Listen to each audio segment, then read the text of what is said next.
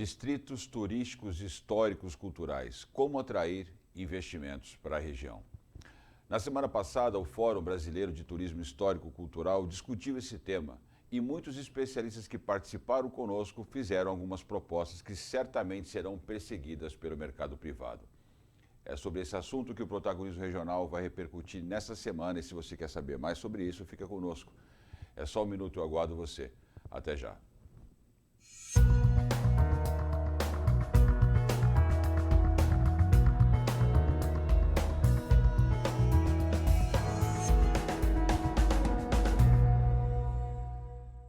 Nasce a Aurea Finance, uma holding de investimentos e inovação com o objetivo de reabilitação urbana e econômica. Com a fusão dos mercados imobiliário, financeiro e de inovação, a Aurea Finance consegue a segurança e a valorização dos investimentos. A Aurea é um sonho que nasceu unindo duas experiências.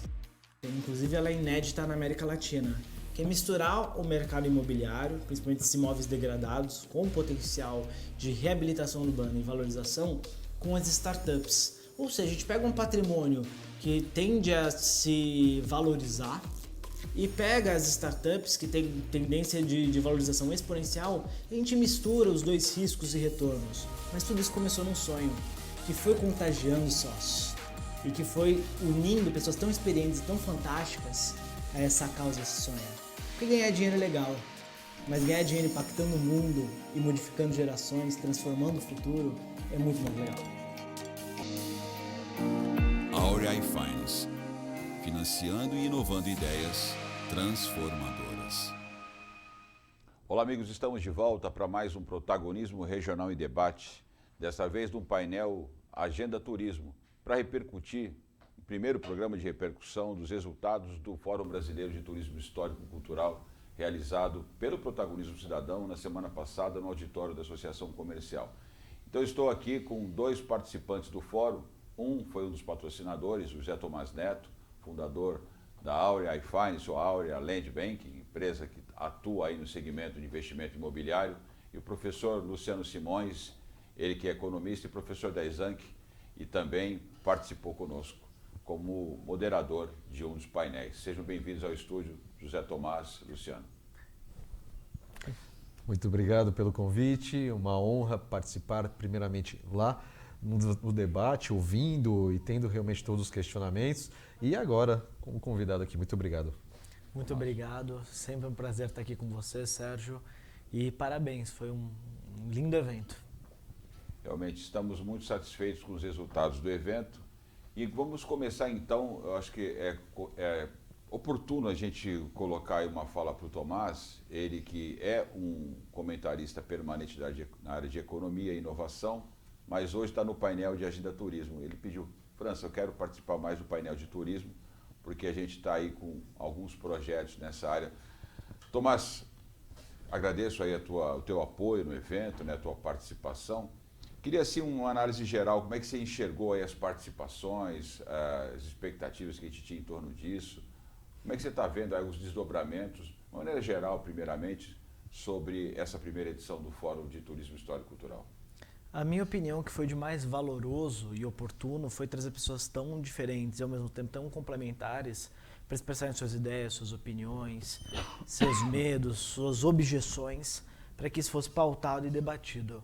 Acho que qualquer iniciativa que conta com um coletivo e com colaborativo sempre tende a sair mais forte. Lógico que tem que ter sempre uma liderança, como você foi no evento, junto da Lúcia e de outros pares, para liderar e ser o fio condutor, mas quando você traz diferentes prismas para analisar, o produto final é muito melhor.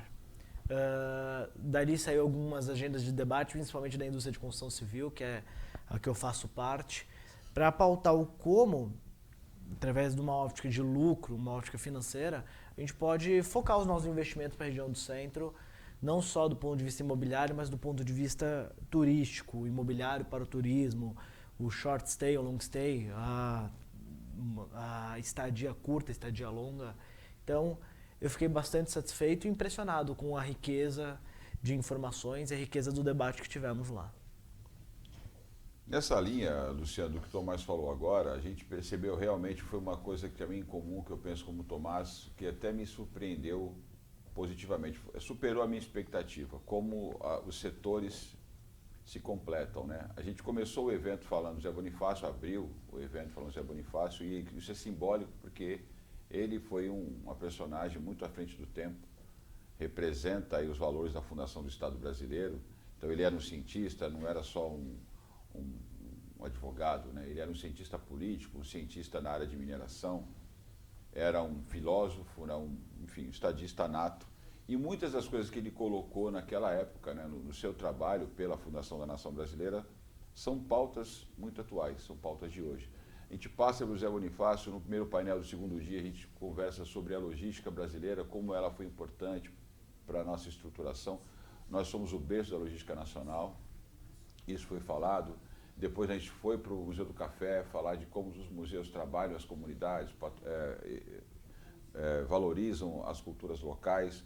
No segundo dia, o painel que você participou, a gente falou sobre a questão da sustentabilidade financeira, falamos de PPPs, depois falamos de reabilitação urbana e aí fechamos com o relatório, né, fazendo aqui uma rápida digressão do que aconteceu lá no evento. E cada painel a gente percebia essa sinergia entre as áreas. Então agora eu queria uma fala tua específica, se você acredita que essa questão da cultura financeira, desse tipo de projeto, as pessoas entenderem que é preciso um plano econômico mais eficaz, um plano financeiro mais bem elaborado, mais bem estruturado para manter de pé os negócios, os projetos, se a gente está longe de chegar numa cultura como essa. Qual é a análise que você faz entre o ideal e a realidade que a gente tem hoje quando nós estamos falando, por exemplo, de um projeto que estruture um distrito histórico-cultural, que é o tema de hoje? Obrigado mais uma vez por aceitar o nosso convite. Obrigado. Sérgio, eu coloco da seguinte forma. Indo lá na base, eu tenho, primeiramente, a falta de estruturação ou, mais ainda, a educação financeira. As pessoas não sabem lidar com o dinheiro. Então, qualquer tratativa de dinheiro, quando a gente olha para as gerações anteriores, o dinheiro era rapidamente utilizado porque nós tínhamos uma inflação, né, galopante, absurda, né, e as pessoas não tinham nem o senso de fazer um planejamento. Para que eu vou planejar se no dia seguinte que eu recebo já preciso comprar tudo que eu posso? Então, quando você já cria todo um elemento nesse conceito, quando começamos a estabilizar 94 para cá plano real e começamos a pensar em futuro, aí então estados, municípios, famílias, sociedade, empresários começam a ter o quê? Visão de longo prazo. Só que nós somos um país novo, né? Se a gente comparar com grandes potências da linha europeia, você tem maravilhosas regiões que conseguem, né, usufruir de planejamentos de grandes comportas, usinas, coisas realmente de longo prazo. Traz isso agora para o nosso movimento Santos. Santos é uma região, como você falou, temos um potencial enorme, né, não só pela área de serviços, turismo, a própria gama, o formato da cidade adequa essa logística rápida. Você está num canal, vai para outro, você está no porto, vai para os shoppings e tal. Então você consegue ter essa movimentação, mobilidade, logística, negócios e aí entra planejamento. Cadê o planejamento quando a gente não tem esse histórico da sociedade, dos empresários e principalmente do governo? Quando o governo não tem um planejamento ou não se coloca realmente de fato a união, e mais uma vez te parabenizo, né, pelo que você está fazendo de colocar parcerias e chamar o privado e falar, olha, o público precisa da gente, tem carência de bons projetos.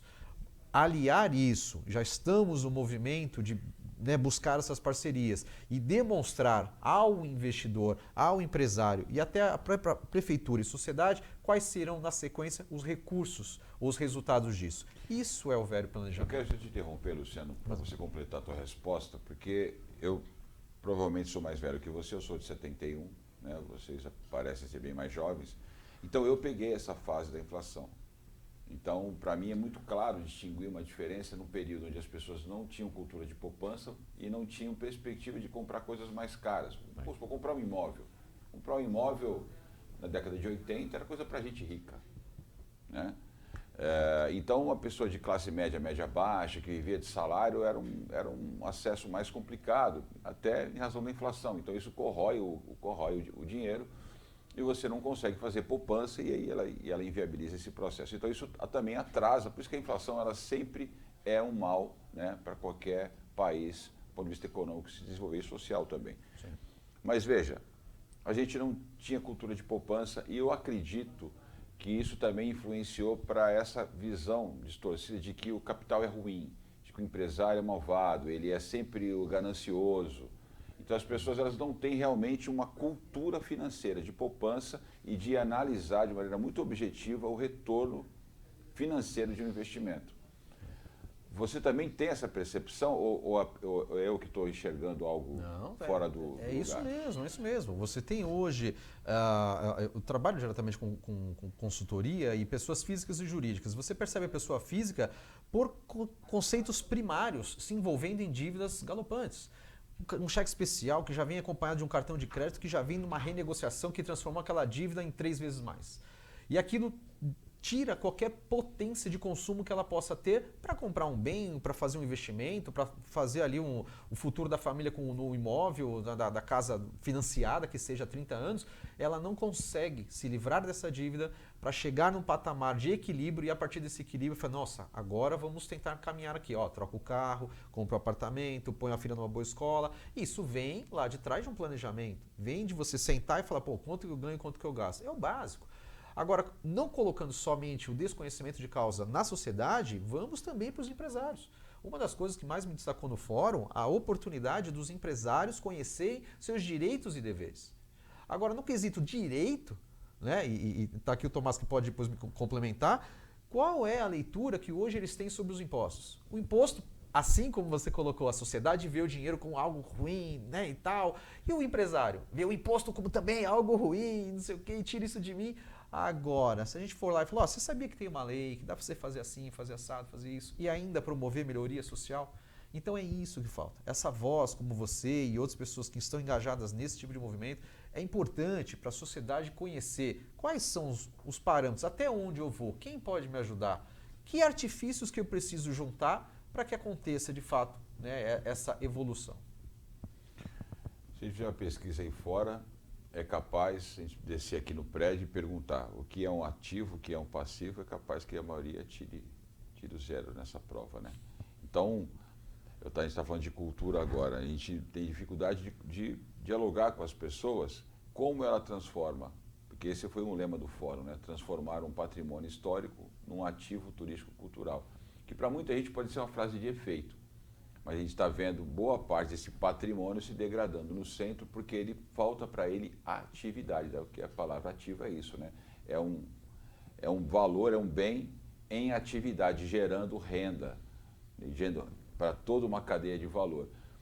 Que é aquele videozinho que a gente mostra na abertura da tua empresa, está propondo, né? Atividade econômica. Para que aquele patrimônio não fique apenas sendo algo que é um passivo, que gera uma despesa para o proprietário, gera uma despesa para o poder público, que tem que cuidar daquilo, mas não gera emprego, não gera novos impostos, não gera novas oportunidades de negócios, né? Para fechar essa questão da cultura, essa talvez seja a maior barreira que a gente está enfrentando. Você concorda ou não? Eu acho que a gente enfrenta algumas, essa é uma delas. Nas regiões centrais, historicamente, não só no Brasil, mas no mundo, exceto na Europa, no velho continente, que o centro é um ativo turístico, e ainda assim na Europa você passou em Barcelona um processo de reabilitação e transformação do centro, que também estava degradado o centro de Barcelona. Portugal também, né? Portugal, ali na região do Porto, com o SRU, Sociedade de Reabilitação Urbana. Então ainda lá, quem tem uma cultura de renda e ao redor da história, lá também passou por isso, que está no Brasil. Olha o centro de São Paulo, olha o centro de Fortaleza, olha o centro de Salvador. São várias regiões que hoje enfrentam dificuldade de vocação econômica. Então acho que um ponto que o fórum foi relevante foi pensar que vocação econômica pode ser bem-vinda. Cidades como Ouro Preto, Paraty, foram para um viés turístico. Mas cidades como Recife, como Santa Rita do Sapucaí, que Santa Rita é um case à parte, acho que não vale a pena elencar. Porto Alegre foram para o viés da tecnologia e da inovação. Você, a partir do momento que vocaciona aquela área para que tenha uma atividade econômica, você cria uma economia circular naquela região, porque tem gente trabalhando, aí você tem que ter alimentação, transporte, serviços e assim por diante. O que falta muito para essas visões de planejamento urbano é pensar o que ocupar nessa região, porque toda vez que o Estado ou que o empresariado se ausenta, abre espaço para a degradação social. Não à toa essas regiões hoje são foco de crimes, são focos de vulnerabilidade social.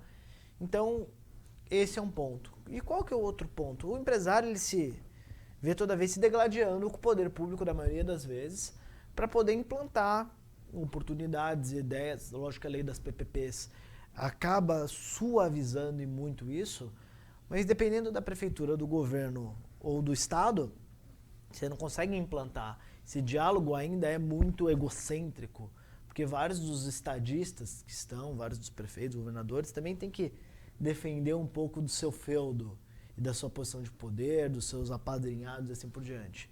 Então, é o ponto de sim pensar para a vocação, é o ponto sim de pensar em como transformar o passivo num ativo de rentabilidade, mas de ter um canal fluido, e aí não sei se com a ajuda do Estado, do Ministério Público, de outras instituições, para que projetos bons não sejam barrados. Eu canso de debater, inclusive com você, Sérgio, vários projetos bons onde algum ponto do Estado colocou o pé e não deixou andar porque desagradou algum player, seja político ou outro ente de capital.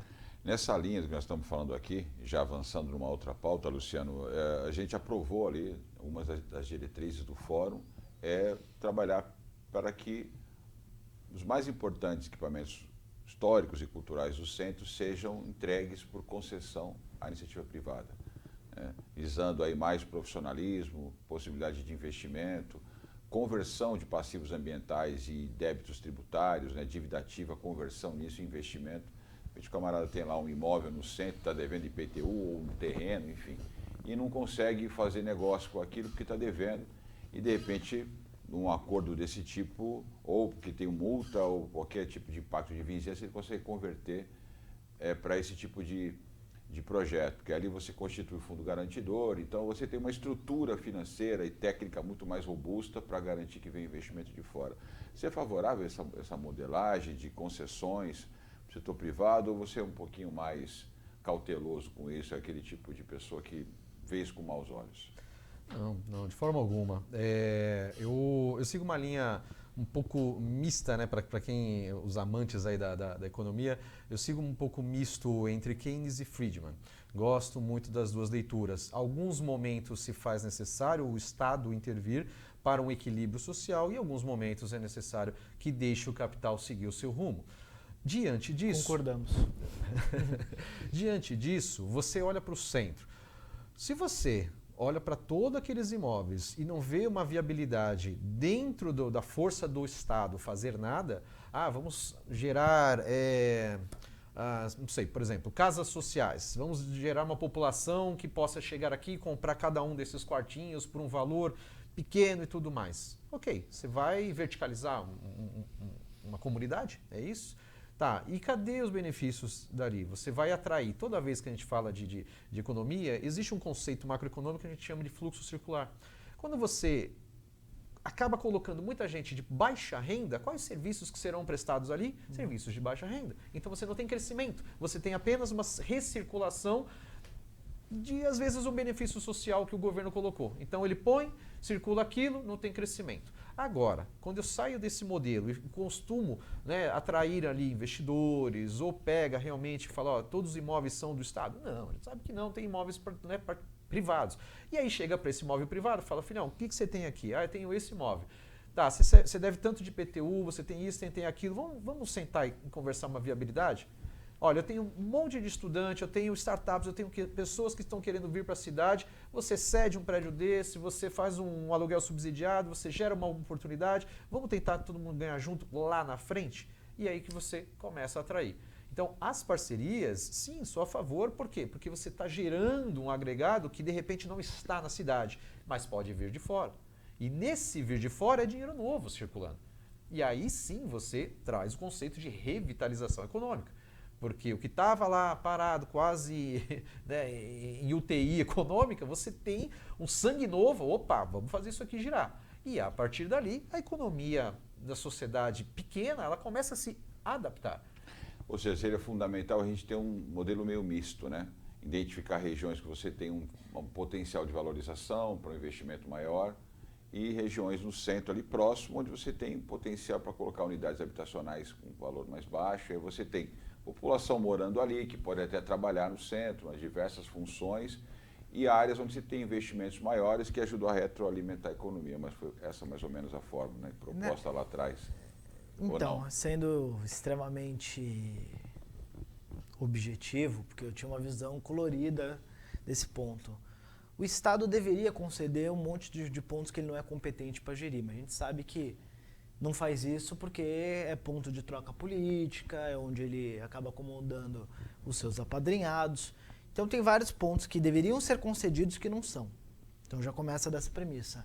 Mas um segundo ponto que é importante, através de um planejamento de governo, ou através da escuta ativa da população, você sabe onde está ruim, onde está tendo assalto, onde está tendo problema, onde não está. Se o Estado não faz sua função mínima, que é questão da vulnerabilidade social, questão de segurança pública e etc., ele não precisa nem dizer que não está a favor do investimento. Ele não cria as condições mínimas propícias para o investimento. Para completar o que você está falando, vou te dar um dado aqui. Eu entrevistei a Alessandra, né, Almeida, que é a diretora da Bolsa do Café. Ela esteve aqui, participou conosco, né, o Museu do Café, falo Bolsa, que é o hábito do Santista, né? Mas ela fica chamando a atenção, é o Museu do Café, a Bolsa não existe mais, é só um prédio, né? Um abraço para a Alessandra. Ela me deu alguns números, né? Eles têm um orçamento de 8 milhões ano, e desses 8 milhões ano, 60% é orçamento patrocinado do Estado. Lá não é uma PPP, mas é um contrato de convênio, é uma espécie de OSC que os empresários do café fundaram, e os outros 37%, 40% são recursos que eles conseguem produzir a partir de eventos, locação de espaço, etc. e tal. Não sei se é uma OCIP ou se é uma outra, mas é uma OS, enfim. Mas eu tenho dito para a Alessandra que o contrato de PPP permitiria mais investimento, porque você tem PPP é contratos mais complexos, né? Então, um grande fundo de investimento, ele fala, vem cá, qual é o modelo digital? É esse? Quais são as regras? São essas que o Estado estabeleceu? Então, seguindo essas regras do edital, você pode explorar por 30 anos, pode botar dinheiro aí, pode comprar um prédio anexo, colocar um cine 3D do lado, enfim. Fazer coisa ali para você fazer evento e completando. Eu vou fazer um jantar agora em setembro, para o aniversário de 100 anos, acho que é um jantar para 300 pessoas, vão colocar lona fora, enfim, uma coisa meio incomum para o padrão do Santista. Veja que o museu dela foi eleito vários anos já como o melhor museu da região, administrado por um grupo privado. Sim. Né? Então, e ela está muito próximo de um modelo de contrato de PPP patrocinado, onde o Estado fala, ó, eu dou tanto por ano para garantir que você não tenha prejuízo, a partir daí você explora dentro dessa regra e você vai ter lucro. Você não é a prova de que todos os equipamentos deveriam ser feito um contrato desse de concessão? Repito, deveriam, seria ótimo, tanto a PPP com concreta. Subsídio ou sem subsídio, mas coloca nesse mesmo cenário a questão de segurança do centro se degradar, o quanto o próprio contrato dela, o quanto o número de visitantes, o quanto uma série de números dela tem a sofrer. Então, o ponto é o Estado querer, como no caso dela, conceder e permitir. Isso é um baita avanço. O Estado tem um monte de pontos que não precisa se meter e não tem competência para tal. Então, eu sou extremamente a favor. Mas o Estado também tem que propor condições mínimas que não dependem do privado. Ou conceder essa parte. Por exemplo, a parte de segurança. Hoje, várias prefeituras têm centros de controle operacional, que são muito bonitos na teoria, mas na prática não geram a segurança efetiva do local. Isso a gente já cansou de debater algumas e tantas vezes até sobre o modelo Nós falamos aqui de Santa Felicidade quando ela veio aqui. Você conhece Santa Felicidade de Curitiba? Já foram? É como se fosse um distritinho gastronômico lá. Sim. É muito famoso. Todo mundo vai para lá. Aquilo ali basicamente é 100% privado. Será que se nós tivéssemos ali todo tipo de incentivo para esses equipamentos servirem como âncoras, vamos imaginar um shopping a céu aberto. Será que a segurança não estaria resolvida até pelo setor privado, tomando conta daquele pedaço? Sem dúvida, mas é aquele ou vai ou sai de cima. O que acontece hoje é que o Estado acaba não se... Eu estou provocando os dois aqui, mas porque eu tenho a minha visão. Mas você acompanhou isso de camarote. O Estado não resolve muitas vezes, o município não resolve muitas vezes a demanda, mas também não libera para ninguém fazer. Então, eu acho que a gente passa por um ponto anterior. Não é falta de vontade, não é falta de ideias, de projetos ou até de recurso financeiro. O ponto é o Estado posicionar ou para conceder para alguém efetuar aquilo, ou fazer. Mas fica num limbo de não faço, mas também não quero que ninguém faça. Em várias cidades do Brasil isso se repete. Então eu sou extremamente favorável ao Estado focar nas suas questões de necessidade de foco primário. Você tem 27 anos, né? Sim. Dos 27 anos você conseguiu fazer as contas, quantos anos você viu o Coliseu em reforma e ele funcionando? E vai continuar para sempre. Faz a conta, dos 27 anos, quanto tempo ele estava funcionando bonitinho e quanto tempo ele está com uma placa de reforma. É uma coisa impressionante, né, Luciano? Não, chega a ser absurdo, né? Você tem uma empresa, mas manutenção, o interesse você vai de ficar quem... 27 anos e não acaba a reforma nunca. Mas o interesse de quem é Capela afetado. Sistina que eles estão preparando ali, pô, pelo amor de Mas Deus. o interesse de quem é afetado. O ponto é, e eu, mais uma vez, a gente mapeou o Centro de Santos inteiro e temos um projeto escrito para o Centro de Santos com vocação, tanto turística, cultural, quanto para inovação. Mas se os entes de poder não decidirem o que de fato querem fazer, ou ajuda, ou não ajuda, mas não atrapalha, toda essa discussão ela fica muito inócua, fica muito dependente do capital privado. E tudo bem, a gente pode colocar 10 hotéis lá, ótimo. Colocar todos os museus lá, lindo. Se o turista não tiver segurança, se o turista não tiver várias condições de locomoção e outras tantas, aquilo ali vai minguar. Nós estamos ficando muito tempo nesse tema, mas eu só queria fechar. Falamos de uma primeira parte, né, sobre cultura e agora estamos falando sobre modelo de gestão. Mas, Luciano, eu tenho feito algumas observações quanto às iniciativas. A Prefeitura, obviamente, ela tem tido iniciativas muito positivas para atrair eventos para o centro, né? A crítica que eu tenho feito é que, quando isso é feito diretamente pelo poder público, isso tende a ser o chamado voo de galinha. Vai lá, acontece, mas não se sustenta no decorrer do tempo, porque só o privado teria condições não só de manter o fluxo de investimento, mas de analisar permanentemente a viabilidade do seu negócio e aprimorá-lo e até atrair outros parceiros, uma cadeia produtiva. Então você traz um evento, você traz restaurantes, você traz atividades e aí essas cadeias vão se alimentando. Como é que você vê isso? Você entende, concorda com essa visão ou não, de que é fundamental estimular para que o setor privado explore ao invés do poder público? Ou você acha que realmente, já que você falou que tem uma visão meio mista, né, Keynesiana e Friedman, ou você acha que é esse modelo meio Keynes que tem que continuar lá? Não, a gente faz tudo, aí um dia, como é que você vê isso aí? O conceito de elaboração de trabalho, se a gente for fazer uma execução, aquilo precisa ter conceito, né, planejado. Quando o Estado, né, e aí você deu um belo exemplo agora, quando o Estado fala, bom, vamos, né, fazer a reforma deste prédio, tá? Qual o prazo? Qual o valor? Quando que vai ficar pronto? Por quê? A gente está falando de uma reforma, algo que o domínio quase que cultural, né, todo mundo sabe dar um pouquinho de toque ali, põe um tijolo, põe isso, põe aquilo. Não é uma coisa tão sofisticada, a gente está falando de uma montagem tecnológica avançada.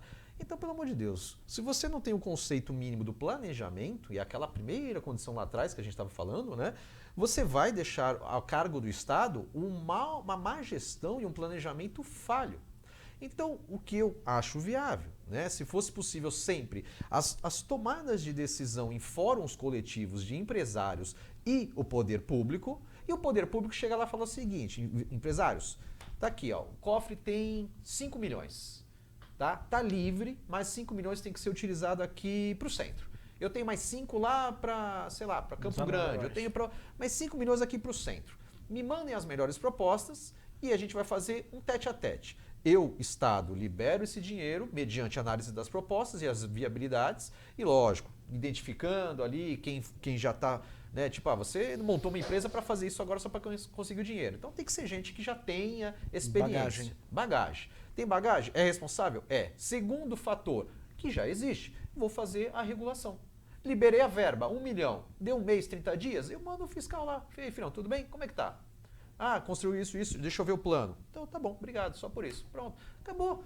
Existe a viabilidade, existe um modo de ser feito e o Estado se isenta dessa morosidade absurda, porque aí ninguém ganha. Você fica com um instrumento parado, você fica há anos, e a gente está há décadas com alguns imóveis ali até quase na situação de perigo, né, de falta de manutenção, por conta, como o Thomas colocou muito bem, falta posicionamento da prefeitura, do Estado ou do governo federal de falar, olha, tal verba é para tal coisa e quais são as demandas que nós temos. E vou além. Participei mês passado de uma rodada de conversas e debates com o pessoal da Fiesp e do Senai. Do Sebrae. Eles colocaram na pauta do governo do Estado. Eles têm milhões, não vou falar a cifra aqui, mas são milhões e falta projeto. Fala, nós temos o dinheiro. Vê se alguém chega com os projetos decentes para a gente liberar esse dinheiro. Então, vamos, né, não só meter o pau no governo, mas assim, o outro lado, cadê as instituições também que se organizam e falam, né, como nós aqui estamos nesse momento? Isso é algo embrionário. A gente se junta, faz um projeto bem, chega lá, bate, ó, de acordo com a lei tal, nós como cidadãos estamos aqui buscando o recurso. Você falou que o recurso depende de tais itens. Está aqui, os itens estão aqui, vai liberar o recurso. Ah, porque a gente precisa fazer uma assembleia, precisa fazer uma constituinte, precisa fazer... Então, faça. Sim. Né? Faça. Libera essa verba, deixa a gente construir. Você, de vez em quando, passar lá, ver se está tudo certinho. Se ninguém desviou dinheiro, acabou. Desviou dinheiro, é multa. Pronto, cadeia. Enfim, o Estado tem todos os instrumentos. Não sei por que essa morosidade. Eu queria pegar o gancho dele antes. Então, tem morosidades que são de interesse. Exatamente. Então, assim, eu nem falo do Estado. Está muito político hoje, hein? Eu nem falo do Estado financiar. Eu acho que tem capital privado para fazer de presídio a investimento tecnológico. Tem capital para qualquer tipo de negócio. O Estado tem que se posicionar e ou vai ou sai. O problema é que acabam se criando feudos onde nem consegue implantar algo, nem investir, nem fazer. E muitas vezes o setor público, por mais absurdo que isso pareça, vira concorrente do privado em alguns itens. Isso é muito delicado, realmente. Quando você cria uma concorrência desleal, quando o Estado disputa determinada atividade, ele não faz direito e afugenta quem teria competência para entregar um serviço melhor com um custo melhor. Sim. Né? Imagina o Estado disputando, por exemplo, aí o setor de telefonia, entregando uma internet ruim, só que cobrando serviço mais barato, um negócio meia boca, aí aquela confusão, e aí pegando parte dos clientes, né, que inviabilizaria um plano de negócio vou dar um exemplo, companhias privadas. Aí todo mundo vai embora. Sem poder ser muito específico, até porque não posso, eu vou dar um exemplo como esse. Ah, não, meu telefone é ruim, ele não liga... Mas, ó, empresa X, você tem um imposto aqui, um TAC, que se você consumir o meu telefone, ou você não consumiu do outro, eu te ajudo no TAC. O problema é que o Estado tem vários instrumentos que ele acaba utilizando para barganha. Não vamos ser mais específicos. Olha, cuidado para não derrubarem o nosso canal aí, Siri, toma cuidado, hein? Então, Tomás, a lei estadual, que foi o que o Calfá falou no evento, a gente... Poderia ter te chamado o Calfá, mas no próximo programa eu chamo ele, porque já participou na semana passada. Falou da Lei 17374, de 21, né, que cria a figura jurídica dos distritos turísticos. Então, essa lei, na verdade, ela que estabelece objetivos, pré-requisitos para criar um distrito turístico, né, atribuições de conselhos gestores, que é a possibilidade da criação de consórcio público para a gestão do distrito, que permitiria até que os municípios, mais de um município, possa se consorciar para administrar através do conselho gestor. Adotar política creditícia, tributária, de fomento ao investimento, expansão de infraestrutura que possibilita o investimento privado. Então, essa é uma lei que foi criada, mas que eu vejo pouquíssimas pessoas abordando ela, né? Então, a gente falou no começo aqui da possibilidade de fazer conversão, política creditícia, tributária, né, passivos ambientais. Então, tem dinheiro aí parado. Quando a gente fala dinheiro, são créditos que estão hoje inacessíveis, né, que bloqueia o seu uso correto e muitas vezes bloqueia o uso gente faz essa comparação. Você tem um carro e aí tem multa, em razão dessa multa você não consegue vender e também não consegue andar com o carro fica apodrecendo na tua garagem. Aí alguém vem e fala, vem cá, essa multa aqui, em vez de você pagar a multa para andar com o carro, você libera o teu carro e esse crédito, você em vez de pagar direto, você investe, né, na formação de uma oficina de bicicleta. E você é sócio dela. Então você deixou de ter uma dívida e passa a ter uma participação de um negócio. Mas isso é muito pouco falado, né, Tomás? Eu hoje estou tendo que escolher muito bem as minhas palavras. De novo, vai falar de política, calma. Não, nem vou falar de política, eu vou falar de o condão de desenvolvimento a partir de política e de regras. Isso foi falado no evento, tá? Para quem tiver curiosidade, vai lá no painel. Não, é a partir do último seminário, o último debate que a gente teve, foi muito positivo, a gente estava discutindo por que por exemplo, o setor da construção civil hoje tem olhos extremamente receosos. E aí a gente vai falar de jurisprudência, a gente vai falar de legislação. Hoje tem uma lei no município, que é o WAVE, que é uma lei de impacto acima de 200 unidades construídas. O que essa lei diz que tem que dar uma contrapartida. Qual? Quantos por cento? O que regula? O que não regula? Pode ser uma pintura de um colégio, pode ser construir 2 colégios. Então, eu acho que para ter desenvolvimento, o Estado ele tem que ser muito mais objetivo. Essa lei do distrito turístico, ela já tem um ar de objetividade muito bom. Acho que falta um pouco de publicidade da lei e, ao mesmo tempo, de facilitadores para poder implantar. A gente tem uma lei aqui no município, por exemplo, de incentivo de IPTU, ISS, de vários impostos em algumas regiões da cidade, que é muito pouco utilizado, não por preguiça do empresariado, mas porque as pessoas não sabem implantar aquela lei. E o próprio município, muitas vezes, também não sabe. Então, não é só existir a legislação. A legislação, ela ter uma clareza empresarial muito clara e os facilitadores do próprio governo e a publicidade para que ela seja implantada. Porque senão você tem lá a lei escrita inócua, inutilizada. Então, a lei é sempre um passo positivo. Existe lei de renúncia fiscal e de redução de impostos em várias regiões, não só de Santos, mas do país inteiro. E, sim, de fato existe a lei do distrito, mas se o Estado não deixa as regras do jogo muito claras, que isso às vezes acontece bastante, e não tem uns facilitadores para que isso de fato seja implantado, fica só uma ideia muito bonita escrita. Então, do ponto de vista turístico, acho que deu um passo muito importante, mas agora o ponto de dar publicidade, de chamar o setor para conversar e de criar mecanismos de facilitar a implantação efetiva.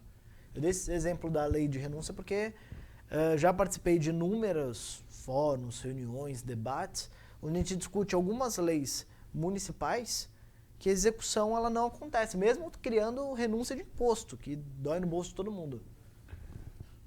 Eu cheguei a falar no primeiro painel do dia 18, falamos do Barão de Mauá, e é uma figura que me inspira muito, e a gente está pensando, inclusive, para 23, ter um painel que conte um pouquinho da história, né, do que foi o Barão de Mauá, e quanto importante ele foi também para o desenvolvimento do Brasil, considerando ele um empresário importante, talvez tenha sido o mais importante empresário do Brasil. A gente imaginar que ele construiu aquela ferrovia. E eu estou tocando nesse assunto porque o primeiro painel, uma das coisas que gerou muita discussão, e volto a dizer para quem não assistiu, vai lá, nós estamos falando, tem 2 palestras do Mata Barreto, que foi que criou o Complexo Cultural do Porto, o Museu do Porto, e o Coronel Elcio Secomandi, que é professor emérito da Unisantos e é o responsável hoje aí pelo portal do Circuito dos Fortes, né? Ele está num trabalho muito grande para tornar os fortes patrimônio cultural da humanidade. E ali, o Barreto ele fala na palestra, por exemplo, de quanto foi importante a ferrovia Santos-Jundiaí para pressionar o processo de organização do porto. Isso aconteceu antes até da chamada Fundação do Porto Organizado. Se não me engano, a ferrovia foi construída em 1867. O porto, alguns anos depois, acho que 20 ou 30 anos depois. Só que aquilo criou um gargalo que pressionou o investimento e a estruturação do porto, como porto organizado. Onde eu quero chegar? Será que a gente não está aguardando demais o Estado fazer as coisas? Por isso que eu puxei aí o Barão de Mauá, né, o Irineu. Né, o Irineu Evangelista, acho que era esse o nome dele. Né, porque ele era um cara muito ousado, então talvez a gente precise virar um pouquinho essa chave, o nosso empresariado entender que está na hora de parar de esperar o Estado resolver as coisas e a gente falar, vem cá, o que um fórum empresarial pode decidir para ir até o poder público e falar, olha, a gente já entendeu que essa é a vocação. E diante dessa vocação, porque o Wave, Tomás, para ele ser convertido em interesse da cadeia produtiva, precisa haver pressão. Se vocês concordam ou não, se você não pressionar, né, você não...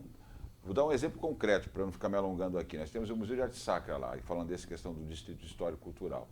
Aquilo ali tem potencial para atrair o chamado museu religioso, o turismo religioso. Né? Mas olha onde ele está, olha as condições.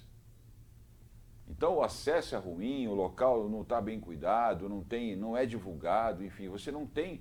Aí em frente dele tem um condomínio de morador de rua ali embaixo do viaduto. Então, olha como é que a gente trata um equipamento que tem potencial para aquecer o turismo religioso. Veja o que acontece na Catedral de Aparecida. Então, aí a gente percebe que falta essa conexão, né? Será que não está na hora da gente, o setor privado, falar, vem cá, nós vamos apresentar ao poder público quais são as nossas prioridades, porque a gente já entendeu aonde tem potencial para sustentar esses negócios, ou não? Sim, sim. Haja vista assim, um maior exemplo do que nós tivemos nos últimos anos, né? Não só regionalmente, mas no caso do Brasil, quando o grupo de estudantes de tecnologia começaram a olhar problemas e pensar, e se eu desenvolvesse na tecnologia um aplicativo? Essa brincadeirinha que aconteceu, não é nem uma década, mas alguns anos atrás, hoje a gente está falando de um universo de milhões de dólares, não é nem de reais, onde se tem unicórnios, se tem expressões fora do métier empresarial, né, tradicional, mas que são o quê? Oportunidades de negócio que foram geradas lá atrás através de empreendedores. Esses empreendedores foram atrás, né, de um sonho, de uma conquista, de uma oportunidade? Sim. Hoje, quando a gente olha para o Brasil e pensa, poxa, os grandes bancos, né, vão dominar e tal, e nunca vai ter oportunidade. Vêm as fintechs e começa o quê? Abrem bancos digitais. Então você tem mercado para todo mundo? Tem. Mas tem um ponto que eu queria pegar, até porque participei dessa onda, fui fundador de um dos primeiros bancos digitais. O Banco Central teve uma política de permitir, de criar ambiente para isso acontecer. Ele permitiu com a lei 8689, ou 8689, 8669, enfim, não lembro exatamente a lei, ela abriu o mercado para que as fintechs nascessem. Se tivesse colocado, que isso já aconteceu também em outros períodos, capital mínimo é de 100 milhões, quem não tem não brinca? Mas isso é cláusula de barreira de entrada, né? Exatamente. Sim. Então, surgiram as fintechs, surgiram as startups, porque criou-se uma condição propícia, não houve uma condição de investimento. O Estado falou, olha, toma dinheiro. Apenas uma regra, uma nova regra. Exatamente. Um parâmetro. Olha que é simples, vamos dizer no popular, uma canetada, uma alteração. Como foi agora com a concessão das ferrovias, né? Na verdade, as autorizações que o Tarcísio tem falado tanto aí. Então ele falou, com uma simples autorização, nós vamos autorizar, sei lá, acho que 25 ou 30 concessões de linhas de ferrovia no país. É um investimento absurdo, privado. Um exemplo que eu dei lá, eu não só criei, eu já fiz o meu período do programa, agora no final vou parar de criticar e vou dar soluções. Como é que se resolve, por exemplo, a região do centro de Santos? Sentar com o trade do turismo e sentar com os empresários é um mecanismo. Uma canetada aqui nessa região será uma região propícia para inovação, para turismo, etc. Imposto incentivado de tanto e publicidade de que aqui é um distrito para tal. Se tiver publicidade, tiver um incentivo mínimo que seja, mínimo, para aquela região ter uma vocação, você pega os atores locais e de fora e começa a costurar esses interesses. Começa a olhar do master plan, o estudo de massa, que seria bom um hotel, vamos conversar com os empresas locais de fora, mas você tem uma sinalização positiva de interesse do poder, porque o que o investidor pergunta, legal, mas vocês já combinaram com outra parte, se de fato tem interesse, se tem apoio, não é nem interesse, se tem apoio mínimo, seja de publicidade ou de uma canetada? Vamos imaginar um mundo aqui, um mundo de Alice. mundo real, mundo ideal. Vamos imaginar que o Tá teatro, meio velho pra acreditar que o nisso. Teatro Guarani e a Cadeia Velha fossem concedidos à iniciativa privada, né? Ou para empresas diferentes ou para o mesmo grupo. Condições. Nós vamos patrocinar o contrato por 30 anos. Hoje a gente gasta, o Poder Público gasta 1 milhão por ano, a gente quer gastar um pouco menos. Quem oferece a melhor proposta, com o melhor custo? Vem a empresa lá e ganha e fala, eu faço por 800 mil por ano, só que eu ainda vou cuidar da praça, ali a Praça dos Andradas, ali em frente à rodoviária. Praça dos Andradas é nossa e todo o entorno, iluminação, manutenção ali, vamos botar um chafariz iluminado, pracinha. Só que a gente quer explorar isso aí também, arte de quiosque, banner eletrônico com publicidade, vamos ter atividade todas as semanas nos dois, na Cadeia Velha e no Teatro Guarani, vamos ganhar dinheiro com isso, mais a verba do patrocínio. Então você passa a ter emprego ali, gente acontecendo, exato. A manutenção já não é da prefeitura, não tem que botar dinheiro nem no Guarani, nem na Cadeia Velha, nem na praça, e nem se preocupar com nada ali em volta. Em pouco tempo você tem aquilo ali revitalizado. Com o contrato de 30 anos, o camarada vai buscar investimento de fundo privado, porque ele sabe que ele vai ter retorno. É tão difícil isso aí? Eu vou dar um exemplo.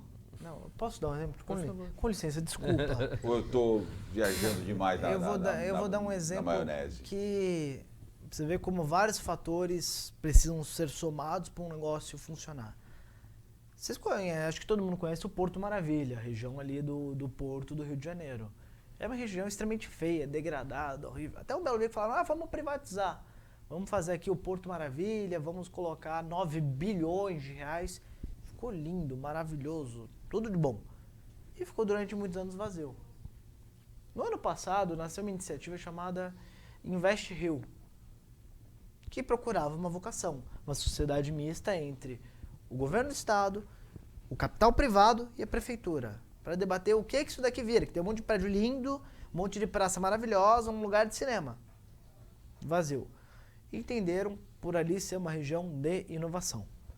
Começaram a fazer concursos, concessão de prédios, está sendo concedido um prédio de acho que 12 mil metros quadrados da prefeitura, um armazém, para ser um armazém para startups, para inovação com gestor privado.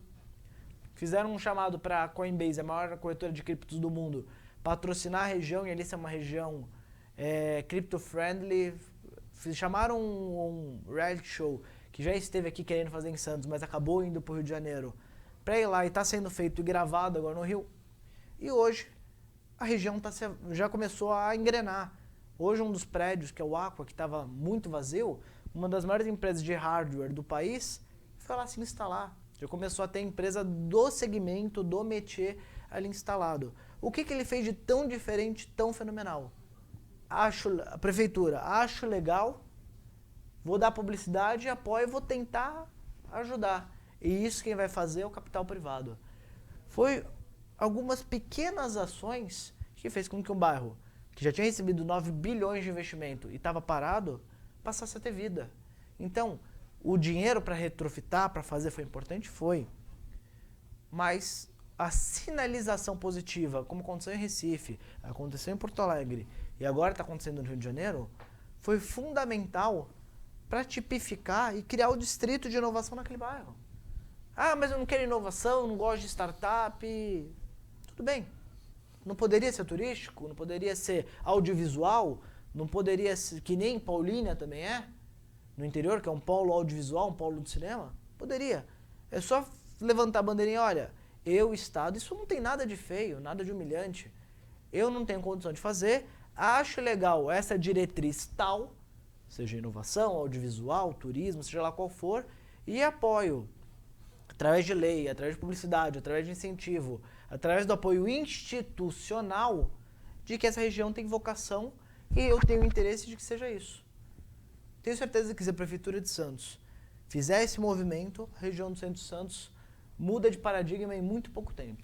E aí tem uma conexão, porque nós estamos falando de um distrito regional, conexão com São Vicente, também tem interesse nesse ponto, Cubatão.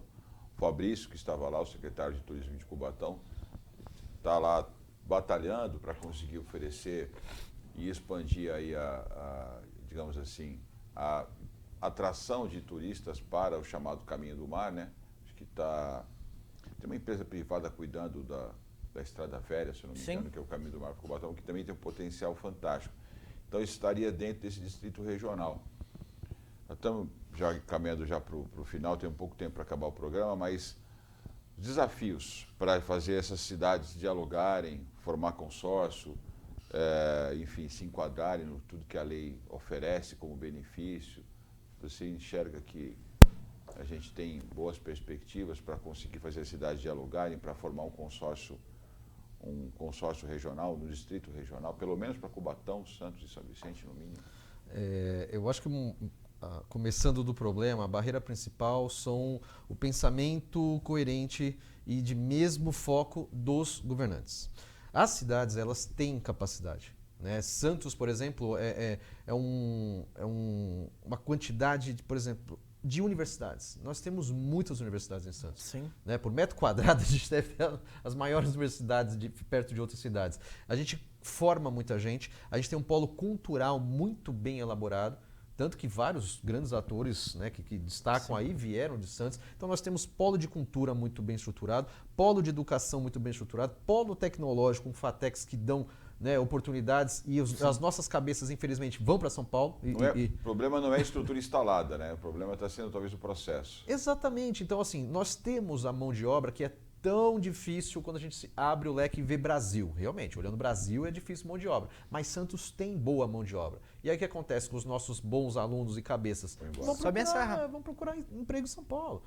E então, se a gente tivesse a primeira conceituação, vamos pegar e sentar todo mundo e falar, olha, qual o plano regional que eu posso ter? Quais as logísticas? Quem pode ceder o quê? Não pode ser a mesma coisa para todo mundo.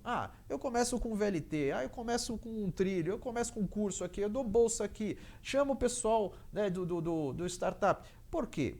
Vamos pensar no conceito mais primário. Santos, primeiro que tem um metro quadrado muito caro.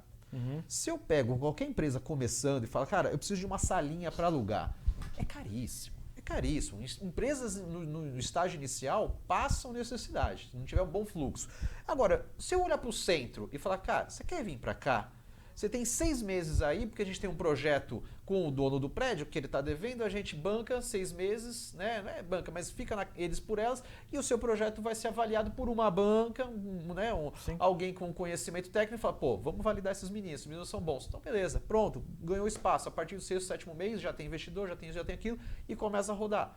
Então, pequenas ajudas, né, seja de um custo inicial, seja de um pensamento, joga numa praça o pessoal de arte, TV. Pô, a gente tem TVs locais aqui. Né? Nós temos estrutura para isso. Então, não é uma coisa que não tem na cidade. Pô, tudo tem. Nós temos uma alta qualificação.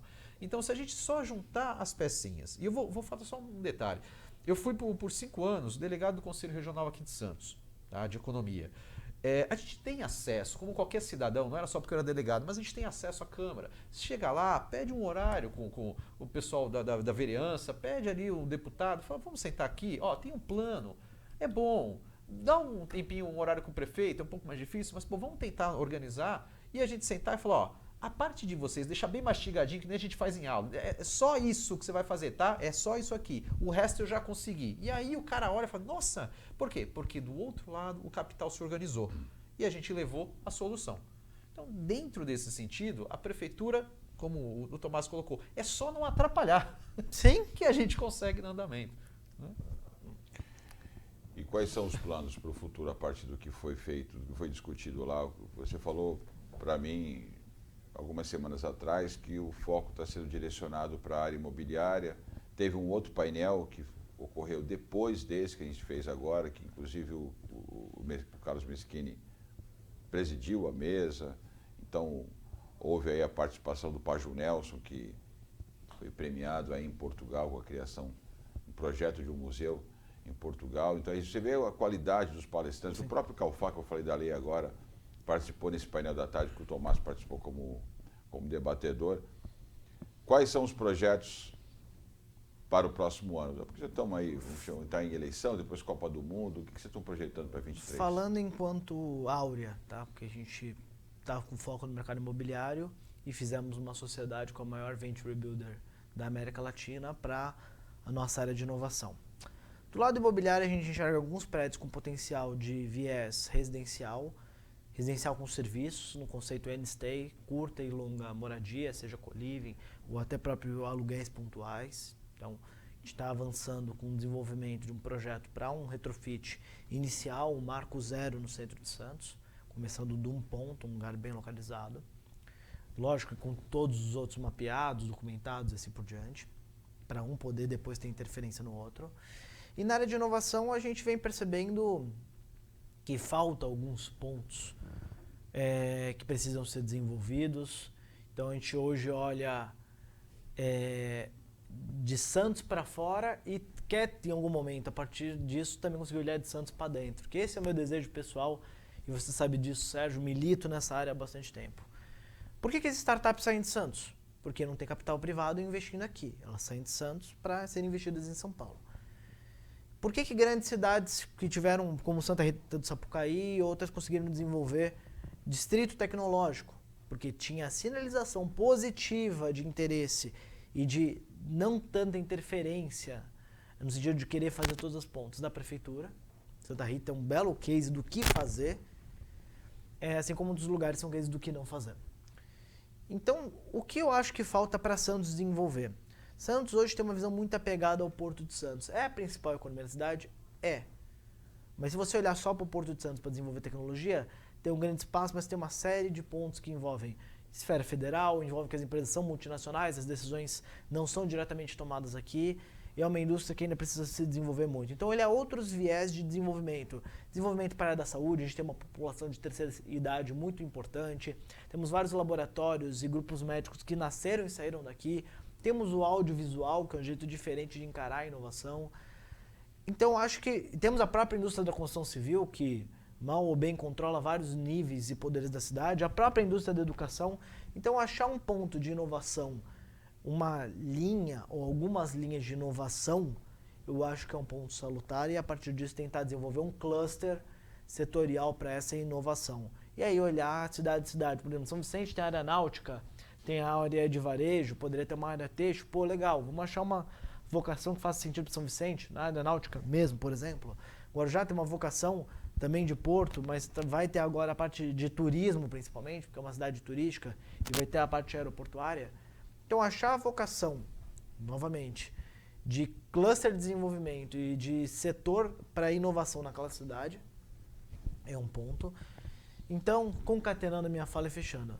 Enquanto a hora estamos olhando investimento em startups junto da FCJ e da Inova Áurea, principalmente segmentos da construção civil, Construtec, Real Estate Fintech, PropTech, assim por diante, que está dentro do nosso setor.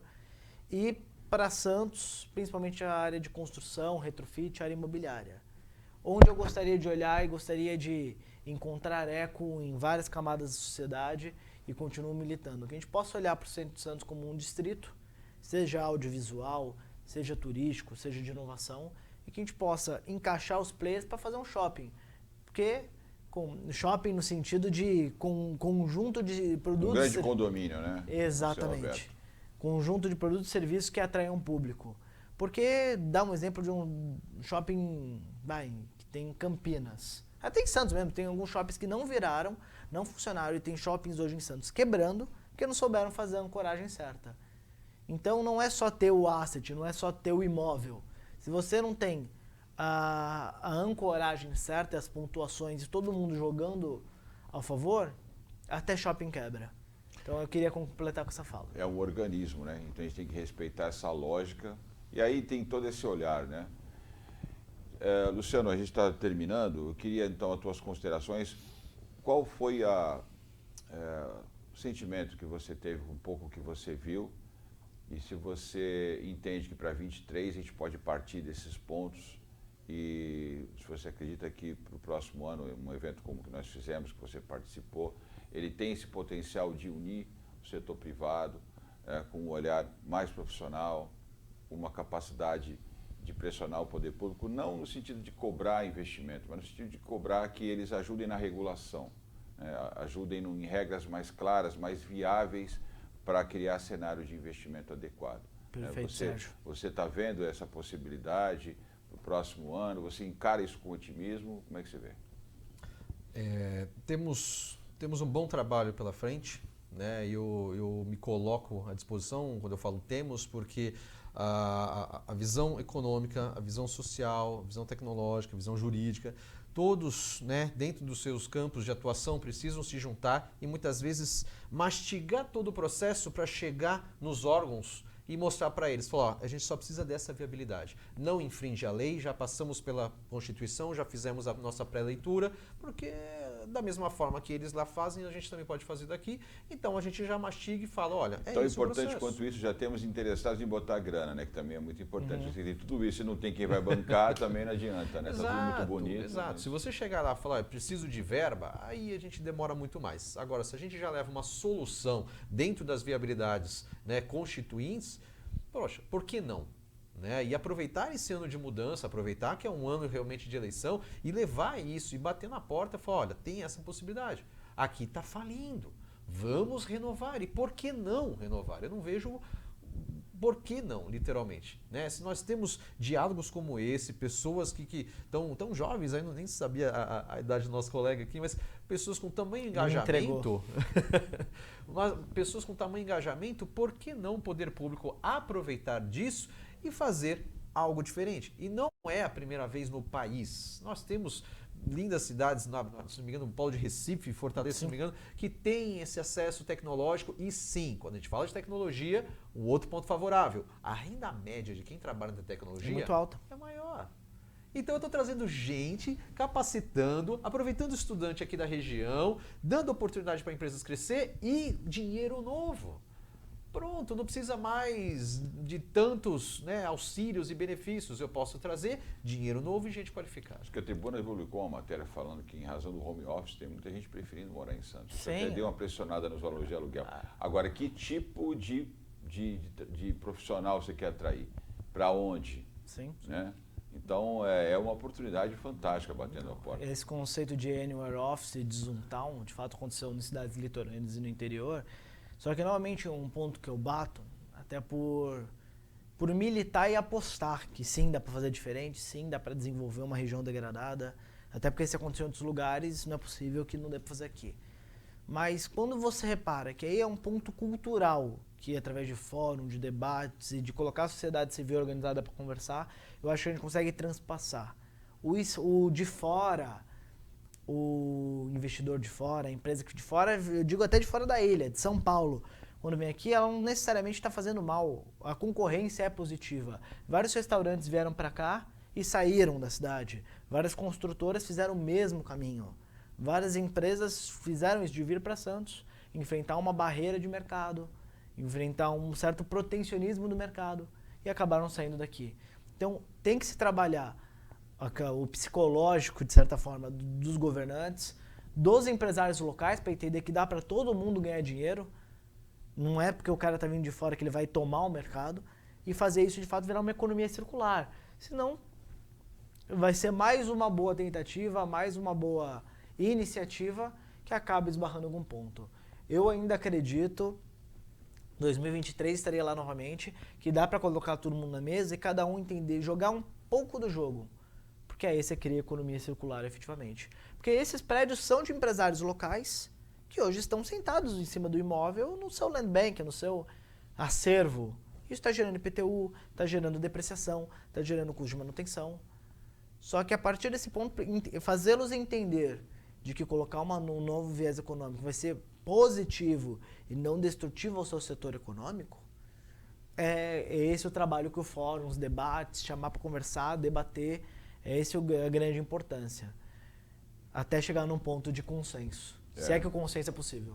No ano que vem a gente já tem um tema aí que a gente está pretendendo trazer, que é justamente o turismo. Museus de futebol foi falado lá e a gente vai fazer uma aproximação ainda maior com Portugal. A gente tem aí alguns casos interessantes. Então, já para ir aquecendo, a gente vai falar muito fortemente sobre museus de futebol, porque nós temos o Memorial das Conquistas em Santos, o Museu Pelé ali do lado, e alguns museus importantes como o do Benfica, Sim. em Portugal, museu aí do Real Madrid, Barcelona na Espanha, o Museu do Paris Saint-Germain na França. Então a gente tem possibilidade de fazer alguma discussão de altíssimo nível e como isso pode impactar, porque nós temos uma marca Santos, uma marca Pelé, Sim. que são marcas globais. Não, e não né? só isso. E olha o absurdo que a gente faz com essas marcas que não geram o resultado que a gente pode ter, mas isso está na pauta para o ano que vem. E só para concatenar e complementar com a sua fala, nós também exportamos atletas olímpicos, ganhadores de Olimpíada, seja no judô, seja na natação. Santos também é uma cidade esportiva. Talvez não seja o turismo, talvez não seja a inovação, talvez seja o esporte. O ponto é achar essa vocação onde todo mundo concorde em vocacionar e jogar a economia ao redor disso. Porque aí eu tenho certeza que a gente consegue desenvolver um cluster, um distrito e seja lá mais o que for. Estamos acabando, a gente precisa também mudar a cultura de criar barreira, né? Barreira de entrada, porque falta de competição também cria esse atraso de desenvolvimento também, obviamente, né, Luciano? Exato, exato. Eu falo como santista nato, eu observo que fazer negócios em Santos é muito difícil. Você tem ainda aquele pensamento tacanho. Santos é uma cidade inovadora, à frente de muitas outras, mas na hora que você senta com alguns players, eles ainda pensam como Santos de 1900. Incrível como você tem a dificuldade de trazer uma inovação, trazer uma forma nova de pensar ou até de prestar um serviço com melhor condição e qualidade. Né? Você tem realmente que mudar um pouco desse pragmatismo, né, que existe na visão da velha guarda. Né? E ali eu vou cutucar um pouco, porque algumas inovações que poderiam... finalmente! Só estava eu cutucando, inovações que poderiam acontecer, por exemplo, na orla da praia, que é um espaço maravilhoso, e você tem a velha guarda ali literalmente sentada e falando, não quero barulho na minha janela. Né? E tantas outras oportunidades. Não estou falando só de barulho, não estou falando que para encher a cidade de casas noturnas, estou falando de um esporte, né? de um espaço... Com centros, por que não mais desse movimento que nem o Sesc, feirinhas, isso traz economia popular. E aí você gera da economia popular oportunidades de novos negócios. Então, é realmente fazer a roda girar, mas existem alguns protecionismos que não deixam o Santos, né, dar um E eu vou bater porque ele acabou de dizer o que eu queria dizer e que eu disse... Bate rápido, então, porque acabou. Não, e esse é um ponto que você vê que é da mesma forma que tem esse retrocesso, esse impeditivo da música na praia, por exemplo, quando você vê uma lei, como citando novamente o Wave, que a contrapartida para a prefeitura, muitas vezes, aliás, muitas vezes não, ela não está escrita, então pode ser 100, pode ser 1, você cria um cenário de não investimento e não aceleração de crescimento da cidade. Então o ponto é, existe um quê? Jurídico e político a ser desenvolvido e ser trabalhado, e existe o ponto da própria cultura local, para entender que, de fato, eu até fazendo uma brincadeira que eu já morei em Santos quando era menor. Cansei de ouvir santista falando, esses paulistas vêm aqui na praia e tal, nossa, enche a padaria de gente, que saco. Quando a gente entende que o paulista está trazendo dinheiro para a cidade, tudo bem que tem que ser educado, não pode jogar lixo na praia, mas que ele vindo, ele está deixando dinheiro na cidade, fazendo com que a cidade cresça e não como um intruso, um invasor, é essa mudança de chave que a gente precisa fazer. Tem um longo caminho pela frente, mas vamos falar disso. Estou convidando aqui o Luciano e o Tomás para a gente criar um núcleo para discutir economia, desenvolvimento econômico e social dentro aqui do Protagonismo Cidadão. Eles ficaram interessados, acho que vai rolar. E se você curtiu esse programa, continue acompanhando a série de programas que nós vamos fazer sobre os resultados do Fórum Brasileiro de Turismo Histórico e Cultural. Certamente você vai se interessar em conhecer um pouco mais os painéis e vai nos ajudar a fazer um evento ainda mais forte em 23. Muito obrigado pela sua participação. Curta, compartilhe esse nosso projeto e até a próxima semana.